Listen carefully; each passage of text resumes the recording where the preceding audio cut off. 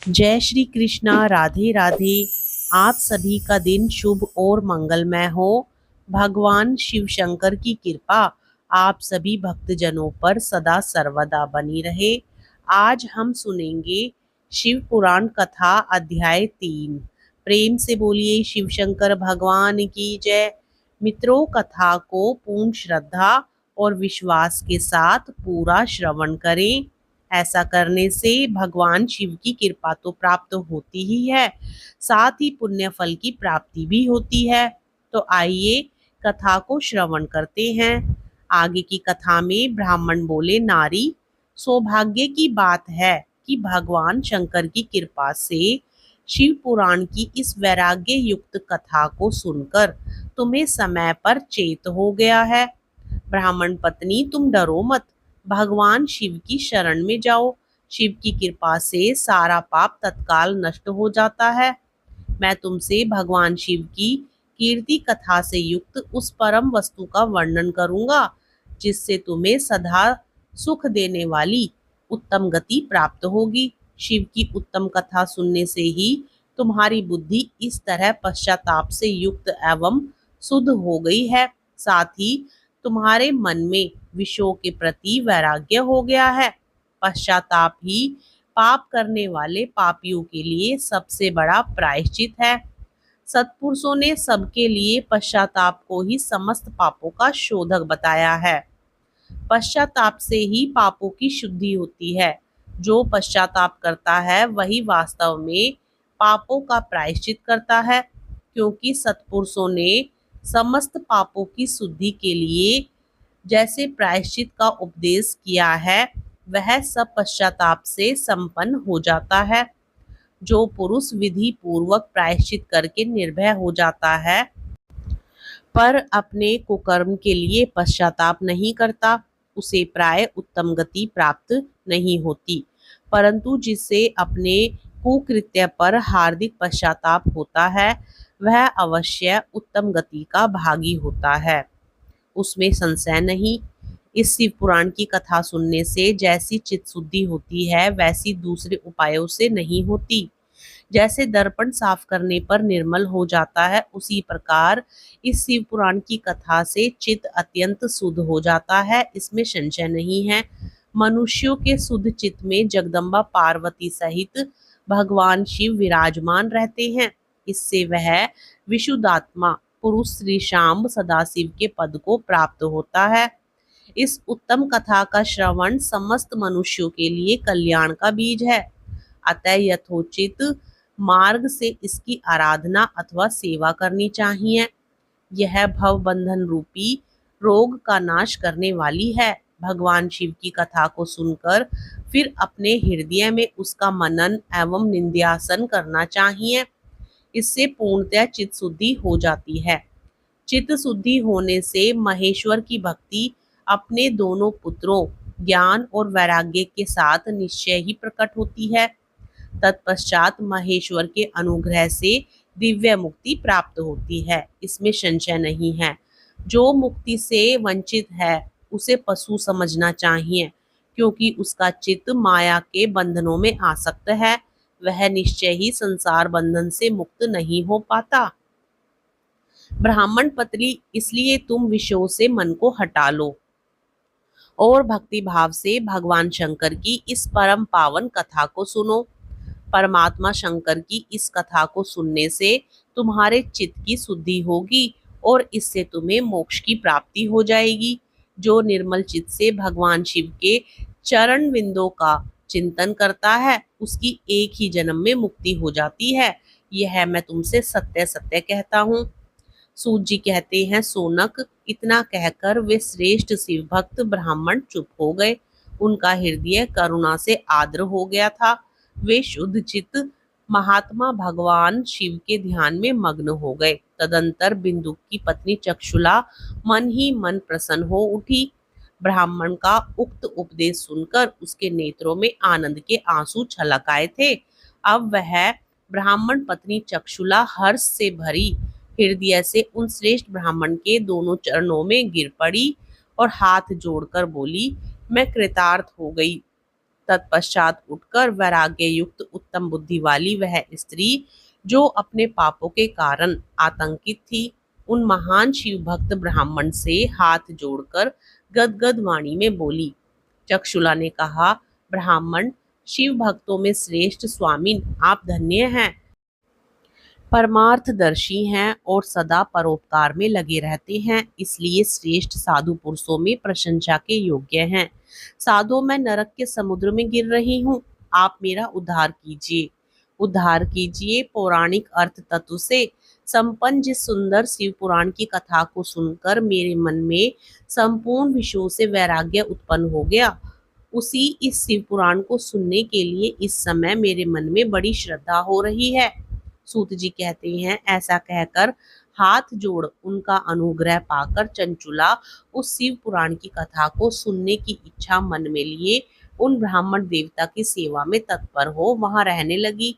तदंतर शिव भक्तों में श्रेष्ठ और शुद्ध बुद्धि वाले उन ब्राह्मण देवता ने उसी स्थान पर उस स्त्री को शिव पुराण की उत्तम कथा सुनाई। इस प्रकार उस गोकर्ण नामक महाक्षेत्र में उन्हीं श्रेष्ठ ब्राह्मण से उसने शिव पुराण की वह परम उत्तम कथा सुनी, जो भक्ति, ज्ञान और वैराग्य को बढ़ाने वाली तथा मुक्ति देने वाली है।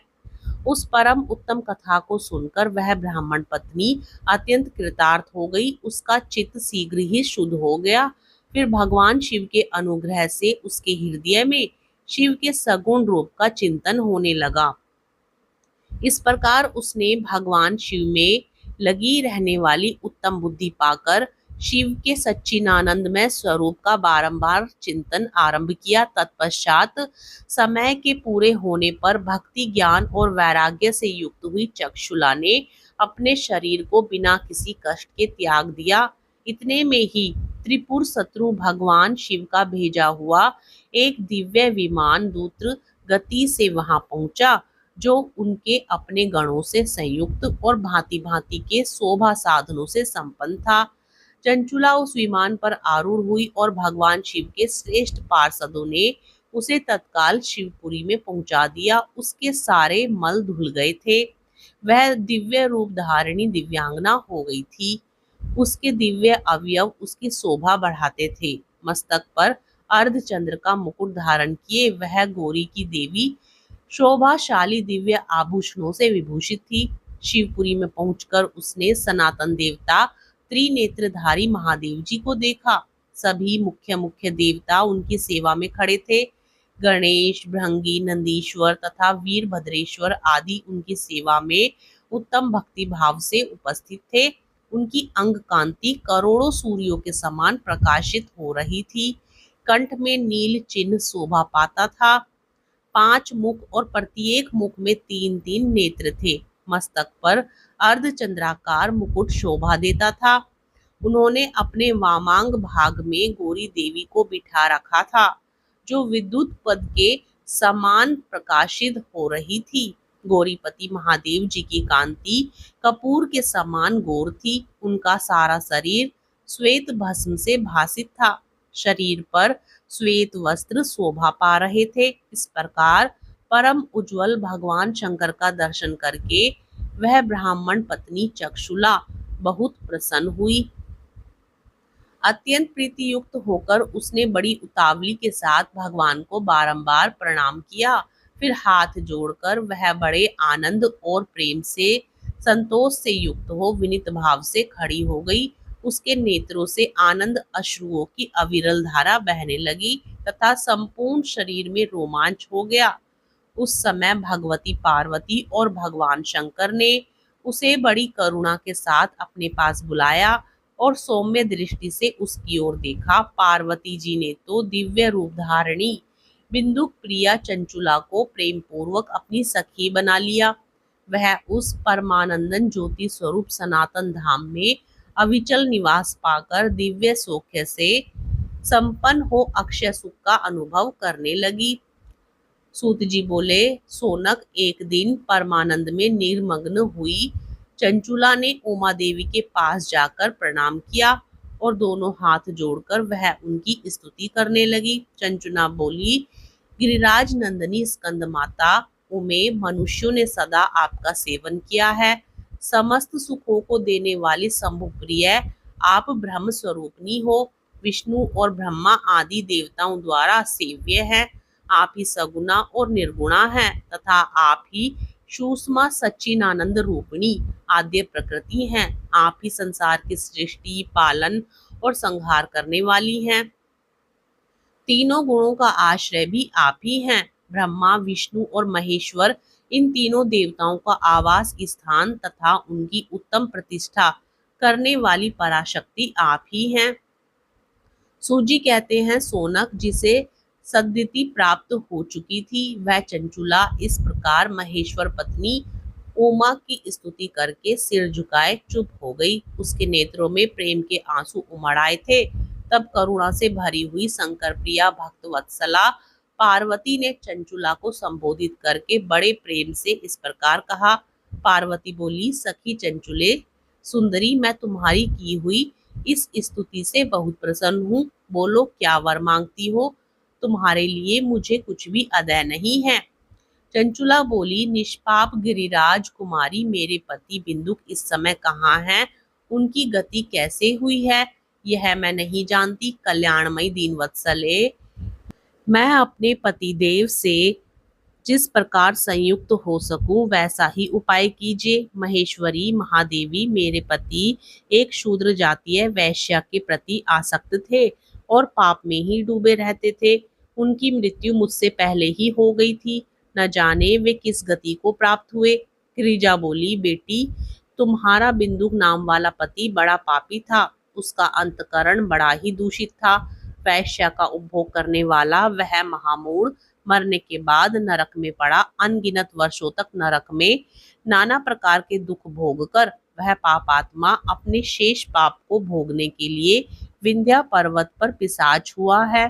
इस समय वह पिशाच अवस्था में ही है और नाना प्रकार के कष्ट उठा रहा है। वह दुष्ट वहीं वायु पीकर रहता और सदा सब प्रकार के कष्ट सहता है। सूत जी कहते हैं, शौनक, गौरी देवी की यह बात सुनकर उत्तम व्रत का पालन करने वाली चंचुला उस समय पति के महान दुख से दुखी हो गई। फिर मन को स्थिर करके उस ब्राह्मण पत्नी ने व्यथित हृदय से महेश्वरी को प्रणाम करके पुनः पूछा। चंचुला बोली, महेश्वरी महादेवी, मुझ पर कृपा कीजिए और दूषित कर्म करने वाले मेरे उस दुष्ट पति का अब उद्धार कर दीजिए। देवी, कुत्सित बुद्धि वाले मेरे उस पापात्मा पति को किस उपाय से उत्तम गति प्राप्त हो सकती है, यह शीघ्र बताइए। आपको नमस्कार है। पार्वती ने कहा, तुम्हारा पति यदि शिव पुराण की पुण्यमयी उत्तम कथा सुने तो सारी दुर्गति को पार करके वह उत्तम गति का भागी हो सकता है। अमृत के समान मधुर अक्षरों से युक्त गौरी देवी का यह वचन आदर पूर्वक सुनकर चंचुला ने हाथ जोड़ मस्तक झुकाकर उन्हें बारंबार प्रणाम किया और अपने पति के समस्त पापों की शुद्धि तथा उत्तम गति की प्राप्ति के लिए पार्वती देवी से यह प्रार्थना की कि मेरे पति को शिव पुराण सुनाने की व्यवस्था होनी चाहिए। उस ब्राह्मण पत्नी के बार बार प्रार्थना करने पर शिव प्रिया गौरी देवी को बड़ी दया आई। उन भक्त वत्सला महेश्वरी गिरिराज कुमारी ने भगवान शिव की उत्तम कीर्ति का गान करने वाले गंधर्वराज तुमरु को बुलाकर उनसे प्रसन्नता पूर्वक इस प्रकार कहा, तुमरो, तुम्हारी भगवान शिव में प्रीति है। तुम मेरे मन की बातों को जानकर मेरे अभिष्ट कार्यों को सिद्ध करने वाले हो, इसलिए मैं तुमसे एक बात कहती हूँ, तुम्हारा कल्याण हो। तुम मेरी इस सखी के साथ शीघ्र ही विंध्य पर्वत पर जाओ। वहां एक महाघोर और भयंकर पिशाच रहता है। उसका वृतांत तुम आरंभ से ही सुनो। मैं तुमसे प्रसन्नता पूर्वक सब कुछ बताती हूँ। पूर्व जन्म में वह पिशाच बिंदुक नामक ब्राह्मण था। मेरी इस सखी चंचुला का पति था, परंतु वह दुष्ट वैश्यागामी हो गया। स्नान, संध्या आदि नित्य कर्म छोड़कर अपवित्र रहने लगा। क्रोध के कारण उसकी बुद्धि पर मूढ़ता छा गई थी। वह कर्तव्य का विवेक नहीं कर पाता था। अभक्ष्य भक्षण, सज्जनों से द्वेष और दूषित वस्तुओं का दान लेना, यही उसका स्वाभाविक कर्म बन गया था। वह अस्त्र शस्त्र लेकर हिंसा करता, बाएं हाथ से खाता, दीनों को सताता और क्रूरतापूर्वक पराये घरों में आग लगा देता था। चांडालों से प्रेम करता और प्रतिदिन वैश्या के संपर्क में रहता था। बड़ा दुष्ट था। वह पापी अपनी पत्नी का परित्याग करके दुष्टों के संग में ही आनंद मानता था। वह मृत्यु पर्यंत दुराचार में ही फंसा रहा। फिर अंतकाल आने पर उसकी मृत्यु हो गई। वह पापियों के भोग स्थान घोर यमपुर में गया और वहां बहुत से नरकों का उपभोग करके वह दुष्टात्मा जीव इस समय विंध्या पर्वत पर पिशाच बना हुआ है। वहीं वह दुष्ट पिशाच अपने पापों का फल भोग रहा है। तुम उसके आगे यत्न पूर्वक शिव पुराण उस दिव्य कथा का प्रवचन करो जो परम पुण्यमयी तथा समस्त पापों का नाश करने वाली है। शिव पुराण की कथा का श्रवण सबसे उत्कृष्ट पुण्य कर्म है। उससे उसका हृदय शीघ्र ही समस्त पापों से शुद्ध हो जाएगा और वह प्रेत योनि का परित्याग कर देगा। उस दुर्गति से मुक्त होने पर बिंदुक नामक पिशाच को मेरी आज्ञा से विमान पर बिठाकर तुम भगवान शिव के समीप ले आओ। सूत जी कहते हैं, शौनक, महेश्वरी उमा के इस प्रकार आदेश देने पर गंधर्व राज तुमरु मन ही मन बड़े प्रसन्न हुए। उन्होंने अपने भाग्य की सराहना की। तत्पश्चात उस पिशाच की सती साध्वी पत्नी चंचुला के साथ विमान पर बैठकर नारद के प्रिय मंत्र तुमरु वेद पूर्वक विंध्याचल पर्वत पर गए। जहां वह पिशाच रहता था वहां उन्होंने उस पिशाच को देखा। उसका शरीर विशाल था, थोड़ी बहुत बड़ी थी। वह कभी हंसता, कभी रोता, कभी उछलता था। उसकी आकृति बड़ी विकराल थी। भगवान शिव की उत्तम कीर्ति का गान करने वाले महाबली तुमरु ने उस अत्यंत भयंकर पिशाच को पाशु द्वारा बांध लिया। तदंतर तुमरु ने शिव पुराण की कथा वाचने का निश्चय करके महोत्सव युक्त स्थान और मंडप आदि की रचना की। इतने में ही संपूर्ण लोकों में बड़े वेग से इस प्रकार प्रचार हो गया कि देवी पार्वती की आज्ञा से एक पिशाच का उद्धार करने के उद्देश्य से शिव पुराण की उत्तम कथा सुनाने के लिए तुमरु विंध्याचल पर्वत पर गए। फिर तो उस कथा को सुनने के लिए लोभ से बहुत से देवर्षि भी शीघ्र ही वहां जा पहुंचे। आदर पूर्वक शिव पुराण सुनने के लिए आए हुए लोगों का उस पर्वत पर बड़ा अद्भुत और कल्याणकारी समाज जुट गया।